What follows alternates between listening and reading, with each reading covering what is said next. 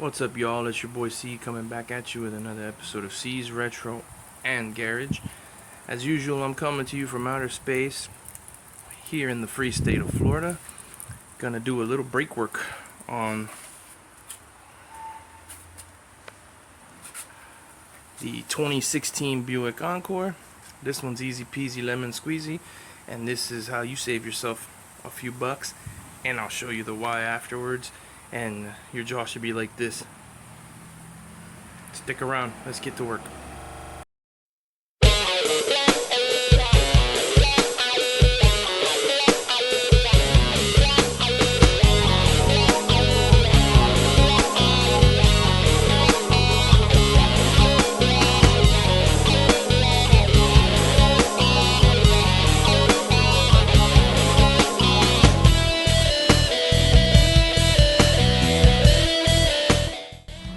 Alright guys, so here we are to demystify the brake system.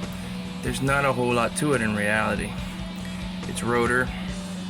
This is your bracket that holds the brake caliper in place, brake caliper and pads. As you can see, those pads, just kind of compare them to the width of my finger here. That's about a fingernail. That's pretty shitty. We walk over here to the brand new pads.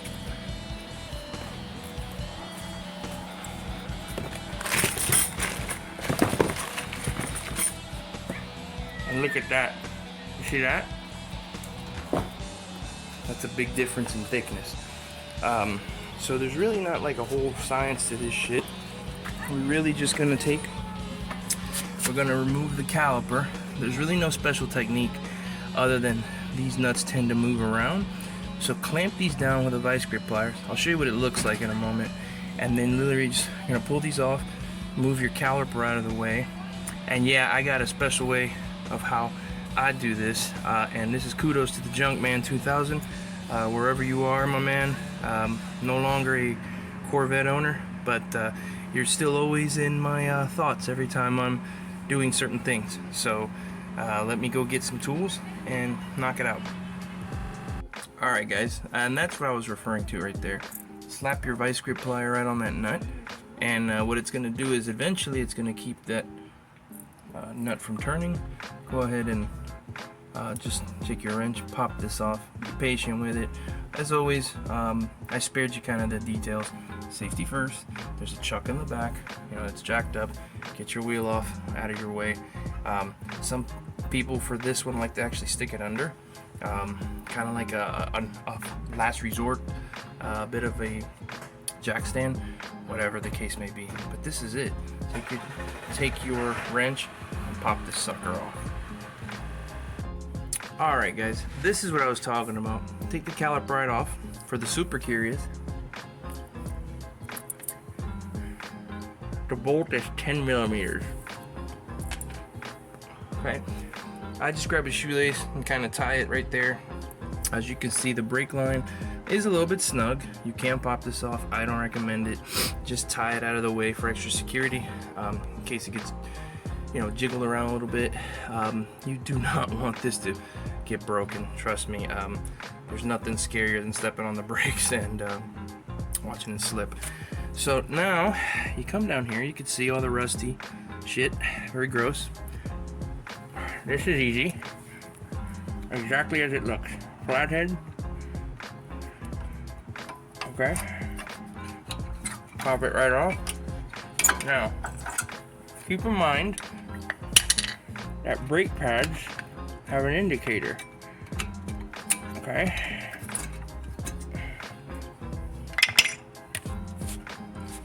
That's this little schmeckle right here. That's the indicator. So pay attention to that when you're putting on the new set. Make sure that this part is pointing up and inside. That should give you the squeakies when your brakes are really fucked. It depends on who you ask. In my opinion, with new cars, you don't really tend to hear it as much as with older, cars, where you hear that and you're like, oh shit, time to change your brakes. With new cars, you really got to be cognizant about this, and kind of look at the manufacturer's suggested life of the pad. Maybe write it down somewhere, write it in the manual, part of your maintenance, etc. make sure that you know, periodically check it. If you're kind of like me, in this case, this is my wife's car, so I can't be on top of everything. If you know what, if you boys know what I'm talking about. So you know, it's kind of to each owner to kind of be on top of their own shit. In my car, this wouldn't have gotten this far, but you can actually, without the glove, you could feel across the rotor, and you should be able to feel any imperfections in the rotor. If you feel any, you're kind of fucked and you have to go buy a new rotor. Nowadays, there's good luck finding a machine shop that'll actually recut rotors. Rotors are not that difficult.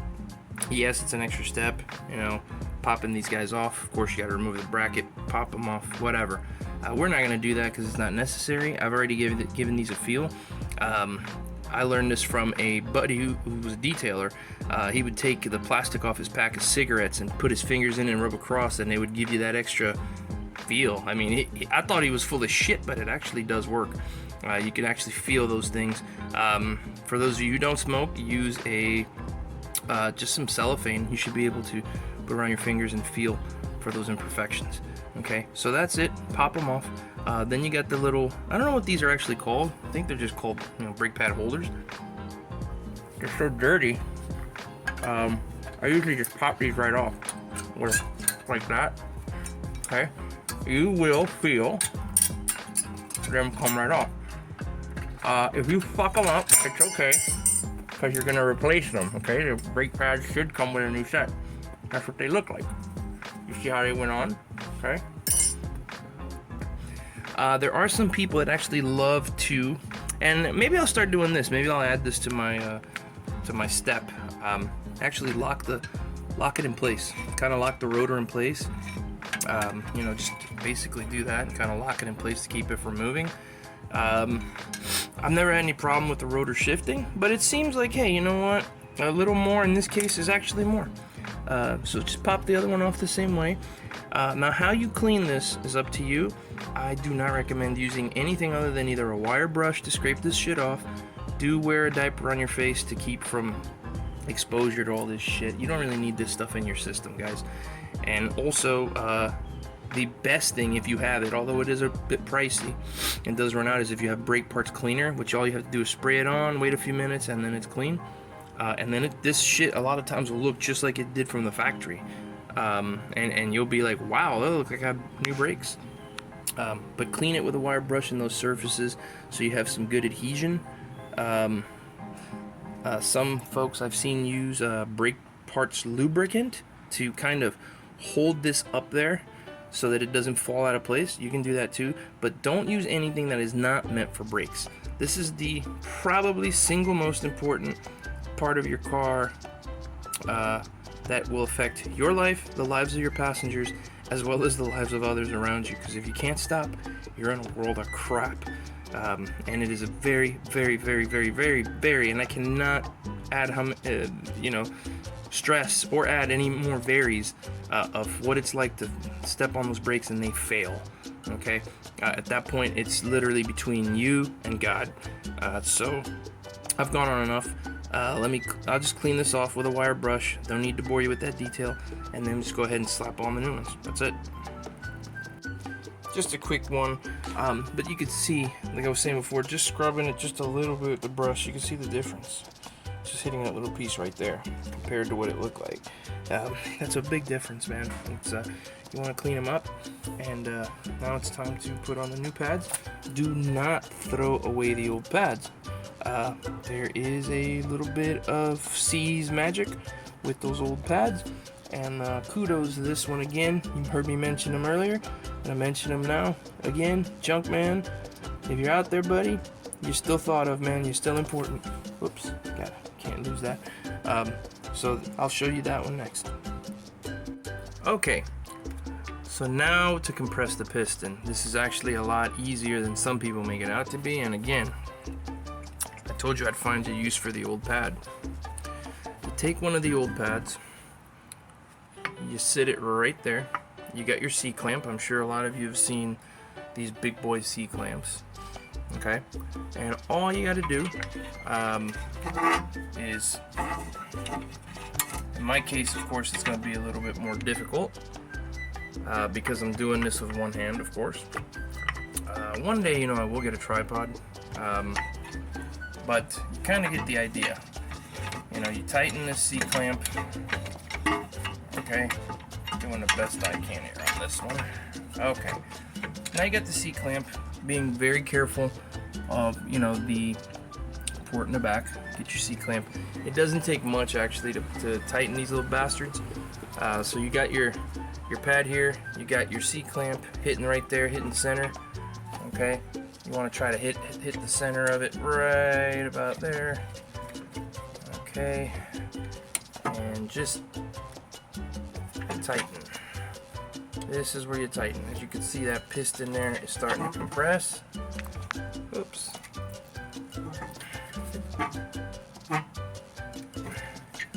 And this will compress evenly. Now, there's no need to compress the dog shit out of it. You really only need to compress it just enough to be able to slide the caliper back on and tighten it. And then there's going to be a moment where you're going to go ahead and undo it. Of course, you're going to tighten them, but that's only after you've changed out the other one. So this is pretty much done. Alright folks, and now just pulling it back a little bit, and you have one compressed piston. Easy peasy, lemon squeezy. Get a little bit of compressed air, or get your air compressor, clean that stuff out, and put this guy back. Put everything back together. You know the drill. Make sure you get your clamps here to hold it in.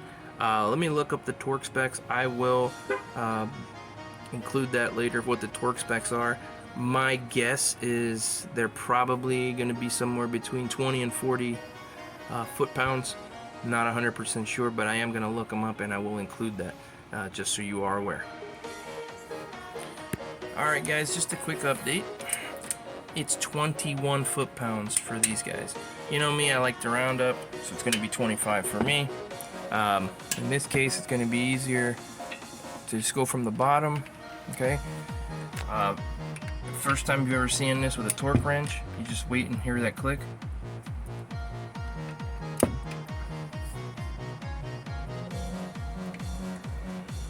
I don't know if you heard it.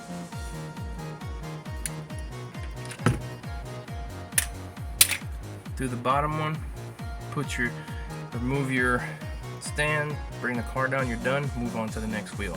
I'm not gonna film the next wheel. I've gone on long enough on this wheel.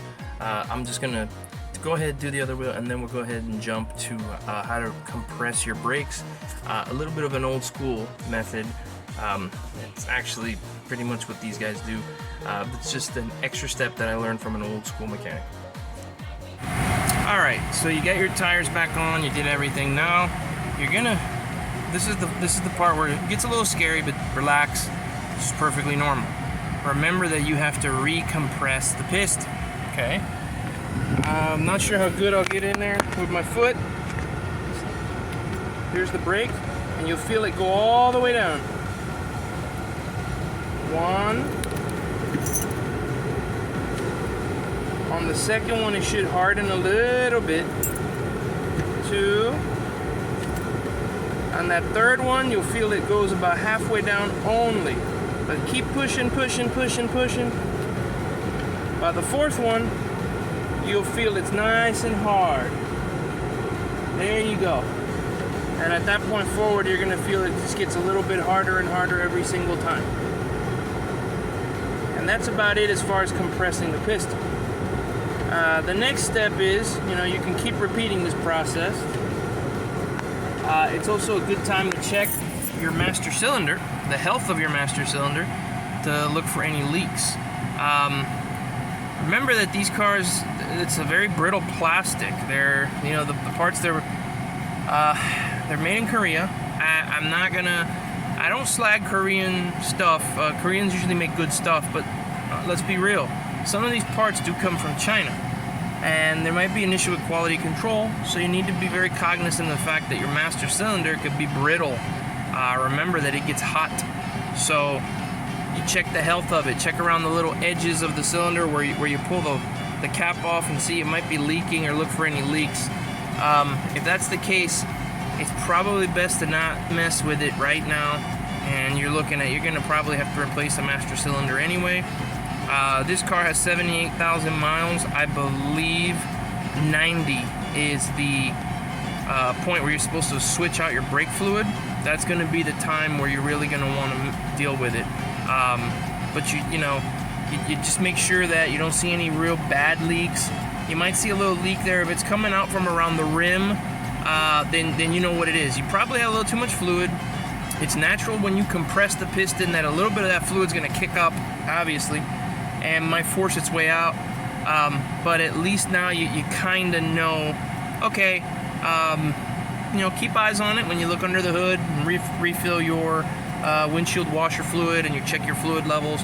When you're getting pretty close to that 90 that you're going to have to change out the brake fluid, you're probably going to want to change out the master cylinder if it's leaking. If it's not leaking, leave it the hell alone. Don't touch it. Don't mess with it. Don't screw with it at all. In this case, I didn't see anything. So it's still good to take a look. Right now, we're still in the garage. The last trick, the little old school mechanics trick, is going to be to drive around the block and grind the pads down a little bit. I don't know how well that works. Like I said, it was an old school mechanic. He passed away, God rest his soul, who always told me when you change your own brakes, grind them down a little bit. And the way you do it is simple. You hold your brake and you step on your accelerator. Kind of like when you're trying to do a burnout, but you're really not doing a burnout. You just do it a few times, kind of gently grind it. Put your foot on the brake, step on the gas lightly, hold the brake, hold the brake, hold the brake, let it go. Don't speed, don't do burnouts, none of that stupid shit. You're just looking to just kind of wear them a little bit so that they get a better grip. That's about it. That's all you do. And that, my friends, that's all there is to it. It's not that hard. It's not that difficult. Again, that's what C's Retro Garage really is about. It's to demystify, these little repairs. They're not huge, but there is a little something I'm going to show you, and it should make that jaw of yours drop. When I get back in the house, I'll give you a look at it. Alright, boys and girls, remember I said that I had a little something that would make your jaw drop? Okay, well, have a look at this. I recently went to go get some tires for my wife's car. Now, in my opinion, tires is just not cost effective right now to do on your own. The only reason to do your own tires would be convenience. You could do them at any time of day or night when you have your own equipment. However, the equipment itself is expensive. It's definitely not as efficient as the professional shit. And even if you're ordering tires from a place like Tire Rack, which is excellent if you ask me, they do have a good price, good delivery. But even still, it's just not worth it when you're looking at the total savings is very little. Now, have a look at this. I am concealing the top part as well as scratching out some of the stuff because I don't want to get sued in case it kind of goes to that. It's not to bad mouth, but it's just it is the nature of the business. Certain people were always right from day one, and now you're kind of seeing it play out. So just take a look at this first part here. Brake fluid change. Look at this, $87.99. You can do that yourself for $15. Okay, we're not quite there yet. If I remember correctly, it's 90,000 miles for a brake fluid change. My wife's car's only at 78,000. Now my car, on the other hand, does need it. I'm about 95,000 miles. But we'll get there when it's time. But no, I don't need the goddamn thing, okay? But they put it in there. This was an estimate that they slipped in with the actual bill, okay? But look at this shit. Brakes. Here's the big boy. $233.79. Are you fucking kidding me, bro? I mean, like, come on, man, really? Look at this shit. Just for the pads, $81.80. $81.80. Look at this shit, man. Are you fucking kidding me, bro? I mean, come on, man. Like, this some bullshit, Mr. Handman. Look at this shit. $35 for middle of the road brakes from AutoZone. You could get them for $25 on Amazon. I personally rather pay the premium from an AutoZone or a Discount Auto or whatever for sight seen brakes versus sight unseen brakes from Amazon, just because Amazon is batting 500 when it comes to delivering the right brakes. In baseball, that would be Hall of Fame numbers, but in retail, that's shit. So, but look, I mean, come on, bro. I cannot get. Look at this shit. Are you serious? $152 fucking dollars for labor. Excuse me. It's just because I can't get over it. $152 fucking dollars, literally. Why don't you just round the shit up? I mean, like, 1 penny's gonna make me feel any better.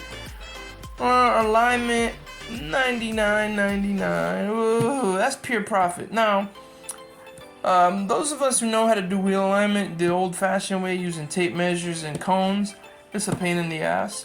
You cannot get better than the computer. Bro, this is for a different time and a different day. But still, look at this shit. Just give me a fucking break. And then when you break down all this shit between parts and labor and all this shop fee, get the fuck out of here. You're gonna charge me $35 just to throw this shit in the trash. I mean, come on, man. Like, seriously. See, this is the importance of doing this shit yourself. Don't let anybody tell you can't do it. Always see how you can do it within due bounds of your best of your abilities and your tools. This is why I'm here, trying to demystify these little things. Most of the time, you see, I just use simple tools to get it done. And with brakes, it's really not that big a deal. So, just think, $35, okay? You saved almost $200, okay? Actually, fuck that. You save more than $200, because when you take that, even if you eliminate this and this, they're still dicking you for that shop fee.